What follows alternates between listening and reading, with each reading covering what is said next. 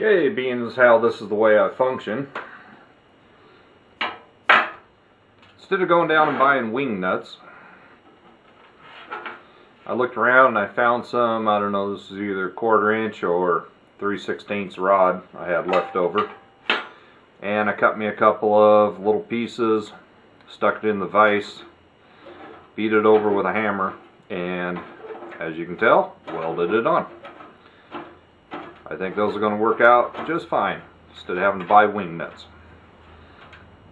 Okay, what I came up with for my elevation back here is a couple of bigger washers, and I took my Dremel and had to enlarge the center opening just a little bit so that this washer would fit in there.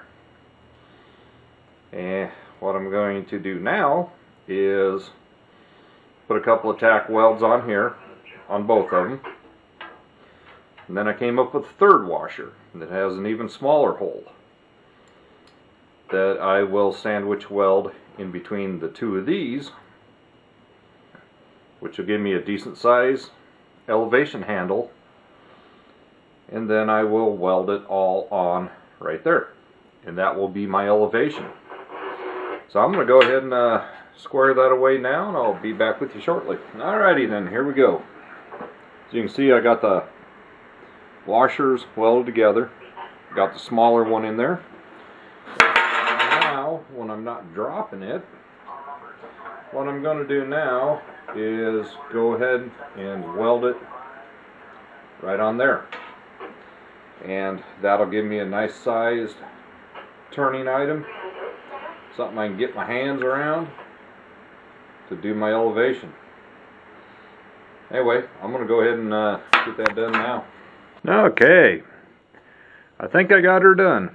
Actually, I know I do. It's ready for paint now. But I thought I would show you really quick what I ended up with.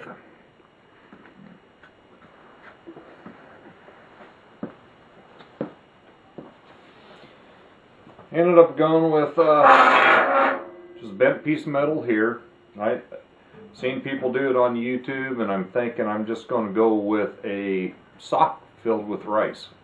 Because the nice thing about a sock filled with rice is if you want something a little firmer, you just untie it, tie it up a little tighter. If you want something a little looser, you leave a little more slack in the sock. Okay, this is just going to be a mock-up demonstration here, because I'm going to paint everything before I cover this with foam and make a sock for there. So using some of that material just for demonstration that was left over from that deer antler, and my recently painted rifle.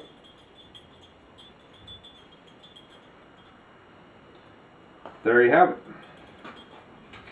Like I said, you'll be able to adjust those to level it off. When you're down in the shooting position, you can spin this to raise and lower it to get on your target. There you go. There you have it. Total cost, everything else I had floating around the shop. I did have to buy 2 3-foot chunks of 3/4 inch light gauge tubing. That was a total of about $17. And I'm going to end up painting it black just because, oh, well, it's right here in my pocket staying warm, because I have a brand new can of, it's actually barbecue paint. So anyway, next time you see this, it will be out on the gun range, or at least up at the property. Trying it out, putting some rounds down range, see if I'm happy with it. Anyway, thanks for watching.